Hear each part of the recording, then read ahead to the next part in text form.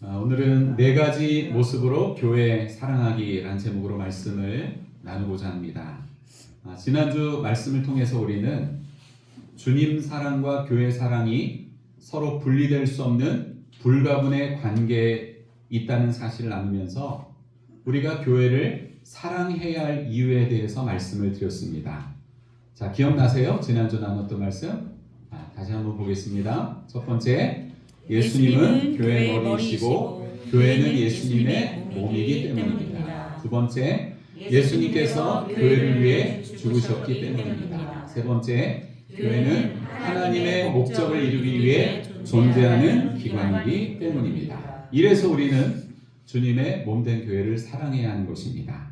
오늘은 그 연장선상에서 우리가 주님의 교회를 사랑하려면 구체적으로 어떤 모습으로 사랑해야 하는지 신약 최초의 교회인 초대 예루살렘 교회 모습을 보면서 생각하고자 합니다. 교회를 오래 다니신 분들은 초대교회 혹은 초대교회로 돌아가자라는 말을 많이 들어보셨을 텐데, 여러분, 초대교회가 뭡니까? 초대교회는 모든 기독교 역사에서 교회가 추구하고 돌아가야 할 원형으로 여겨지는 교회 모습, 이걸 초대교회라고 합니다.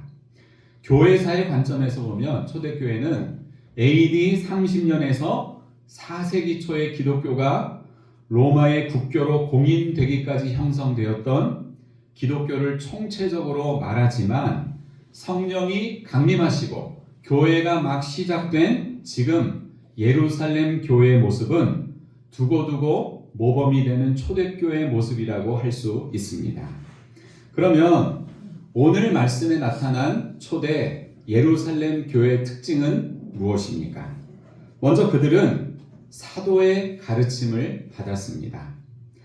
사도의 가르침 하면 우리는 이 사도라고 하는 말이 단수여서 한 명이라고 생각할 수 있지만, 헬라어 본문에 따르면 이 사도는 복수형으로 되어 있습니다. 그리고 사도의 가르침할 때 이 가르침은 단수형으로 되어 있습니다. 그러니까 예루살렘 교회 성도들은 여러 사도들의 가르침을 받았는데 그 사도들의 가르침은 서로 동일했다는 것입니다. 그 가르침의 핵심은 결국은 한 가지였다는 것입니다. 그러면 사도들이 그 당시 가르쳤던 내용은 무엇입니까? 크게 보면 두 가지예요. 예수님이 하신 말씀들과 그리고 행하신 일들. 뭐하고 뭘 가르쳤다고요? 예수님이 하신 말씀들과 예수님이 행하신 일들. 자, 마태복음 28장 20절을 같이 읽겠습니다. 내가 너희에게 분부한 모든 것을 가르쳐 지키게 하라. 이 구절은 예수님께서 승천하시면서 마지막으로 제자들에게 하셨던 말씀, 지상대 명령 중에 일부인데, 예수님이 제자들에게 명령하신, 여기서 분부하셨다는 것은 명령하셨다는 거거든요. 예수님께서 제자들에게 명령하신 모든 것, 모든 말씀을 가르쳐 지키게 하라. 이것을 마지막으로 남기시고 예수님은 하늘로 승천해 가셨습니다. 그리고 사도들은 예수님께서 이 땅에 계시면서 행하신 일들을 가르쳤는데, 여러분, 예수님이 이 땅에서 행하신 일들을 그 사복음서가 기록하고 있잖아요. 그런데 이 사복음서의 내용을 보면 예수님께서 이 땅에 행하신 일들을 이 책에다 다 기록할 수 없다고 했죠. 사복음서뿐만 아니라 그 밖에 다 기록하지 못한 어마어마한 일들을 예수님은 이 땅에서 무수히 많이 행하셨습니다. 그러면 그렇게 많은 일들을 행하신 그 예수님의 행하심 가운데 가장 핵심적인 일은 뭘까요? 잘 알고 있죠? 예수님의 십자가와 부활 사건입니다. 자, 사도행전 3장 15절을 같이 읽겠습니다. 시작. 생명의 주를 죽였도다. 그러나 하나님이 죽은 자 가운데서 그를 살리셨으니 우리가 이 일의 증인이다. 아멘. 초대교회 당시나 지금이나 그리스도인은 십자가와 부활의 증인이 되어야 합니다. 물론 복음서를 보면 예수님께서 행하신 일은 무수히 많습니다. 하지만 사도들이 전한 복음의 핵심은 십자가와 부활이었고요. 그들은 십자가와 부활의 복음을 전하는 증인의 사명을 감당했습니다. 그렇다면 오늘날 교회들이 우선적으로 해야 할 일은 무엇입니까? 교회가 여러 가지 기능과 여러 가지 사명과 여러 가지 역할을 감당할 수 있지만 우선적으로 해야 할 일은 무엇인가? 자, 첫 번째는 뭐예요? 사도들의 가르침. 다시 말하면 성경 말씀과 십자가와 부활의 복음이 교회 공동체 내에서 잘 가르쳐져야만 합니다. 목회자는 그래서 이 말씀과 복음을 가르치기를 힘써야 하고요. 성도들은 이 전하는 말씀, 또 교육받는 말씀을 잘 가르침 받기를 힘써야만 합니다. 우리 옆 사람과 한번 인사해 보겠습니다. 말씀의 가르침을 잘 받읍시다. 말씀의 가르침을 잘 받읍시다. 그게 여러분의 우선되는 사명입니다. 로마서 10장 17절에 보면 믿음은 들음에서 나며 들음은 그리스도의 말씀으로 말미암았다고 했습니다. 여러분 믿음이 어떻게 생겨요? 그리스도의 말씀으로. 말씀을 자꾸만 들어야 돼요. 그리고 믿음이 어떻게 자랍니까? 자꾸만 말씀을 들어야 돼요. 그리고 들은 말씀대로 순종하면서 행해야 됩니다. 이 과정이 없으면 믿음은 절대 성장하고 자라지 않습니다.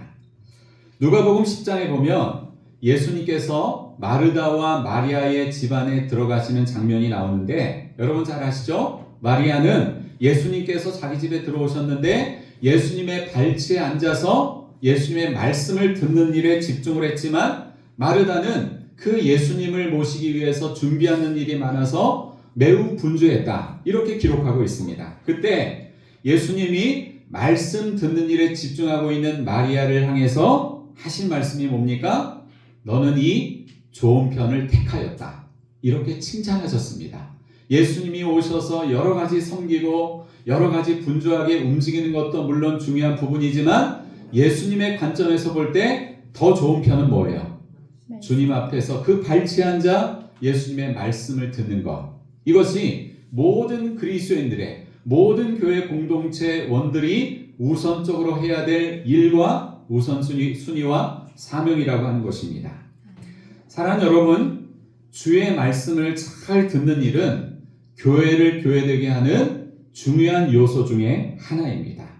올 한 해 하나님의 말씀을 잘 듣는 일에 집중하셔서 여러분의 믿음이 더욱더 자라나고 주님과 교회를 더욱더 사랑하게 되시기를 축복합니다. 아멘. 본문에 나타난 초대 예루살렘 교회의 또 다른 특징은요, 서로 교제했다는 것입니다.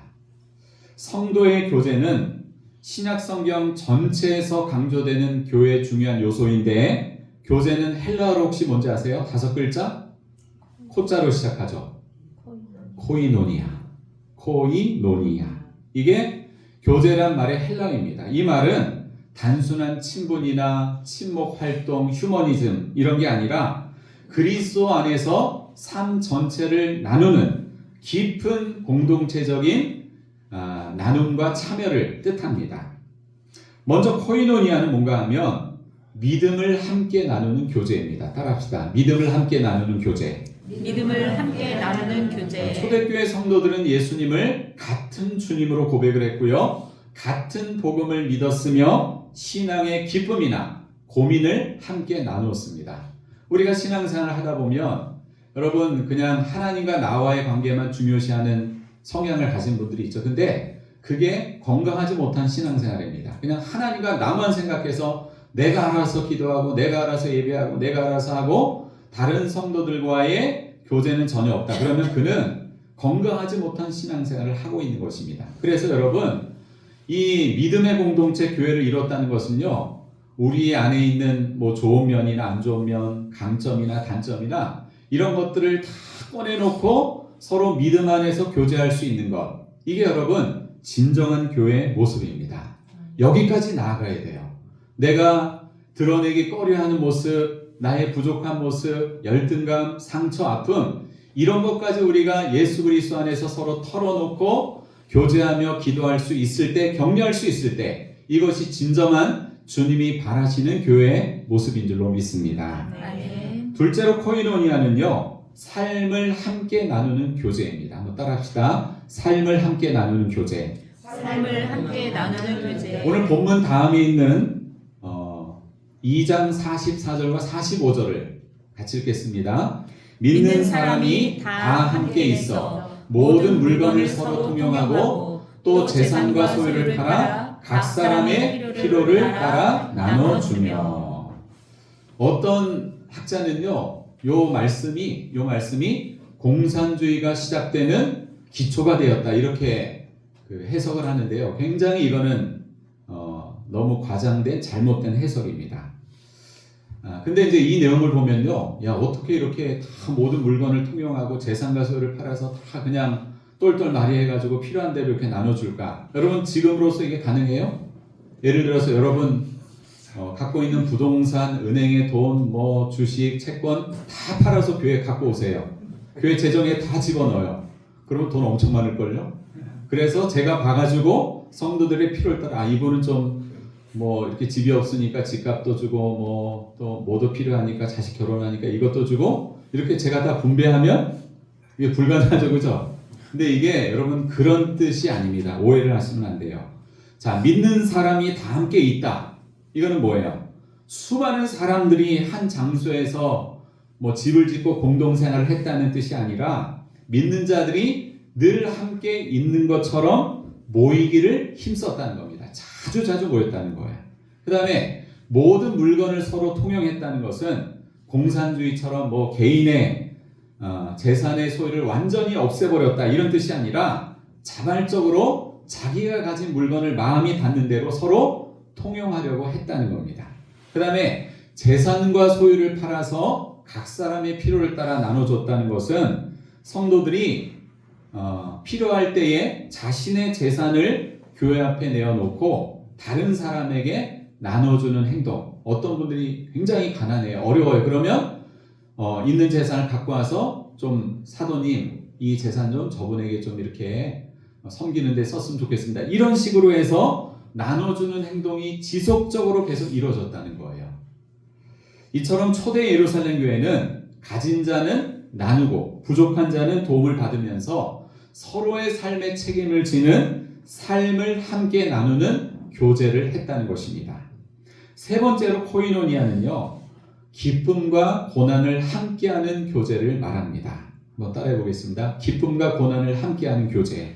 기쁨과 고난을 함께하는 교제. 로마서 12장 15절에 보면 즐거워하는 자들과 함께 즐거워하고 우는 자들과 함께 울라 이렇게 말씀하고 있습니다. 성도의 교제라고 하는 것은 즐거울 때만 함께하는 것이 아닙니다. 여러분, 우리에게 만약 즐거운 일이 생긴다 그러면 예수 안 믿는 개모임에 가서도 얼마든지 그 기쁨을 나눌 수가 있어요. 하지만 우리가 신앙적인 고난과 어려움 속에서 그 고난을 짊어지며 서로 힘이 될 수 있는 것은 오직 교회 공동체밖에 없습니다.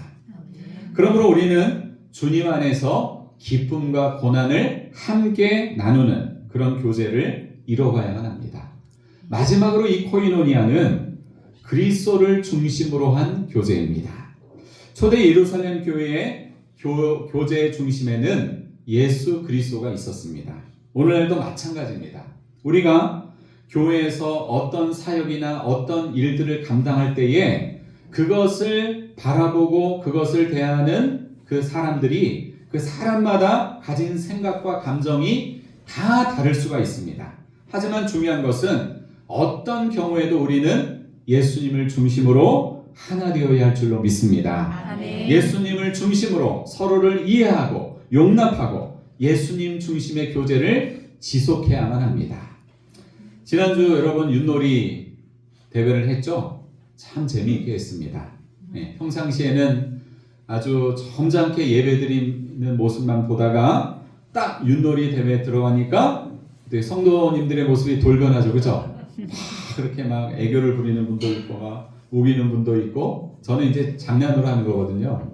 여러분 시험에 들지 마세요. 뭐 이거 업어야 된다, 잡아야 된다, 뭐 이렇게 도가 나왔는데 살짝 이제 제가 이렇게 손이나 발로 이제 살짝 이렇게 해가지고 못 나온 것처럼 이렇게 조작하고 근데 여러분 다 알게 하는 거잖아요, 그죠? 제 성향을 아시죠, 그죠? 네, 근데 어쨌거나 이제 재미있는 그런 교제를 했는데 그런 예배드리는 모습만 보다가 그런 윷놀이를 통해서 서로 몰랐던 상대 지체들의 모습을 많이 발견하셨을 텐데 여러분 이렇게 우리가 서로 간의 친밀하고 다양한 교제를 통해서 그리스도 안에서의 교제가 더 깊어지고 풍성해지는 우리 교회가 될 수 있기를 소망합니다. 아멘. 본문에 나타난 초대 예루살렘 교회의 또 다른 특징은요, 떡을 떼었다는 것입니다. 초대교회에서는 성도들이 모이면 애찬 형식의 오늘날의 이제 우리가 점심 먹는 식사라고 할 수 있죠. 그런 식사를 하고 난 다음에 주님의 가르침을 따라서 성찬 의식을 거행했습니다. 먼저 먹고 그 다음에 성찬식을 한 거예요. 그래서 여기서 떡을 떼며라고 하는 이 말은 밥을 식사를 같이 하는 애찬으로도 볼 수 있고 성찬으로도 볼 수 있는데 본문에 나오는 이 표현은 명확하게 성찬을 나타내는 용어입니다. 그러니까 초대교회 성도들은 성찬식을 언제 했느냐? 모일 때마다 예수님의 죽으심을, 그분의 희생과 그분의 사랑을 기념하며 성찬을 행했다는 것입니다. 사실 오늘날 교회들에서는 성찬식을 자주 하지 않는데 사실은 여러분 매주마다 하는 게 좋긴 합니다. 지금보다는 더 많이 성찬식을 하면서 예수님의 십자가의 죽음과 부활의 은혜를 기억하고 교회가 한몸된 공동체임을 이렇게 자주 확인할 필요가 있습니다. 그들은 떡을 떼는 또 성찬식을 거행하는 공동체였다는 것입니다. 본문에 나타난 초대 예루살렘 교회의 마지막 특징이 있는데요. 기도입니다. 기도. 자, 오늘 본문의 맨 뒷부분에 보면 오로지 기도하기를 힘쓰니라 이렇게 기록이 되어 있는데 이 말은 헬라어로 어떻게 되어 있는가 하면 프로스 카르테룬테스입니다. 프로스 카룬테룬테스. 이 뜻은 뭔가 하면 계속해서 기도에 전념하고 있었다. 혹은 전심전력으로 계속 기도하고 있었다. 그런 뜻입니다. 그런데 본문을 보면 초대교회 성도들이 이 네 가지 중에 오직 기도에만 전념한 것으로 생각할 수 있는데 그렇지 않습니다. 헬라어 원문에 의하면 그들은 사도들의 가르침을 받고 서로 교제하고 떡을 떼며 기도하는 이 네 가지 일 모두에 계속해서 전념하고 있었다는 것입니다. 이게 헬라어 원어상에 있는 그런 의미예요. 그 중에서 특별히 기도는 초대교회가 역동성을 가질 수 있었던 원동력이었습니다. 초대교회가 얼마나 기도에 전념을 했는지 여러 가지 사례가 있지만 한 가지 사례를 한번 찾아보시겠습니다. 사도행전 12장 5절입니다. 같이 읽습니다. 이에 베드로는 옥에 갇혔고 교회는 그를 위하여 간절히 하나님께 기도하더라. 아멘. 헤롯 아그리파 1세가 교회를 박해하던 때에 사도 야고보는 제자들 중에 가장 먼저 순교를 했고요. 이제는 베드로마저도 감옥에 갇혀서 처형을 앞둔 바로 내일이 처형을 당하는 그런 상황이었습니다. 초대교회의 핵심 지도자였던 이 베드로마저 죽는다면 초대교회는 더 엄청난 위기와 혼란에 빠질 수밖에 없었습니다. 하지만 교회는 가만히 있지 않고 뭐를 했어요? 감옥에 갇혀있는 베드로를 위해서 간절히 하나님 앞에 부르짖어 기도했습니다. 초대교회 성도들의 이와 같은 기도로 결국 베드로는 천사를 통해서 기적적으로 구출되었습니다. 사랑하는 여러분, 교회의 진짜 힘은, 교회의 진짜 파워와 능력은 교회의 사이즈나 성도의 숫자에 있는 것이 아니라 하나님께 드리는 간절한 기도에 있음을 믿으시기 바랍니다. 아멘. 목회데이터 연구소에서 부흥하는 교회, 쇠퇴하는 교회란 제목의 책을 출간을 했는데요. 그 책은 현재 한국에서 부흥하는 교회와 쇠퇴하는 교회의 특징에 대해서 설문조사를 통해서 연구를 한 내용을 기록하고 있습니다. 이 책은 크게 1부에서 5부까지로 이렇게 구분되어 있는데요. 그중 5부에서는 쇠퇴하는 교회는 왜 죽어가는지에 대한 분석을 8가지로 했습니다. 8가지. 왜 교회가 쇠퇴해 가는가? 8가지인데 그 중에 4번째가 뭔가 하면 기도와 영성의 약화입니다. 기도와 영성의 약화. 목회 데이터 연구소의 조사 연구에 의하면 쇠퇴하는 교회는 정기적인 기도의 운영과 성도들의 기도 참여도 면에서 전반적으로 약화된 모습을 보이고 있다고 했습니다. 자, 책 내용의 일부를 잠시 한번 읽어드리겠습니다. 기도는 단지 하나의 프로그램이 아니라 교회 회복의 시작점이다. 기도회가 재건될 때 교회의 영성과 공동체성도 함께 회복될 수 있다. 기도는 쇠퇴하는 교회를 다시 살리는 근본적인 영적 처방이다. 톰 레이너라고 하는 사람은 또 이런 말을 했습니다. 기도와 교회 건강은 서로 하나로 연결되어 있다. 교회가 의미 있는 기도 생활에 참여하면 교회는 더 건강해진다. 의미 있는 기도는 교회 건강의 원인이자 결과다. 이런 말을 했습니다. 사랑하는 여러분, 우리 교회가 건강한 교회가 되고 승리하고 부흥하는 교회가 되기를 원하십니까? 아멘. 그렇다면 기도에 전심전력했던 초대 예루살렘 교회 성도들처럼 여러분이 바로 교회를 위해 전심전력으로 기도하는 기도의 용사가 되시기를 축복합니다. 아멘. 저는 오늘 우리가 주님의 교회를 사랑하려면 구체적으로 어떤 모습으로 사랑해야 하는지 초대 예루살렘 교회 모습을 예로 말씀을 드렸습니다. 자, 말씀을 정리하겠습니다. 자, 교회 사랑의 4가지 모습. 첫 번째, 전심전력으로 말씀의 가르침을 잘 받는 교회. 두 번째, 전심전력으로 교제하는 교회. 세 번째, 전심전력으로 성찬의 은혜를 나누는 교회. 네 번째, 전심전력으로 기도하는 교회. 이런 모습으로 올 한 해 주님의 몸된 교회를 뜨겁게 사랑하는 모든 성도님들이 되시기를 주님의 이름으로 축원합니다. 아멘. 기도하시겠습니다.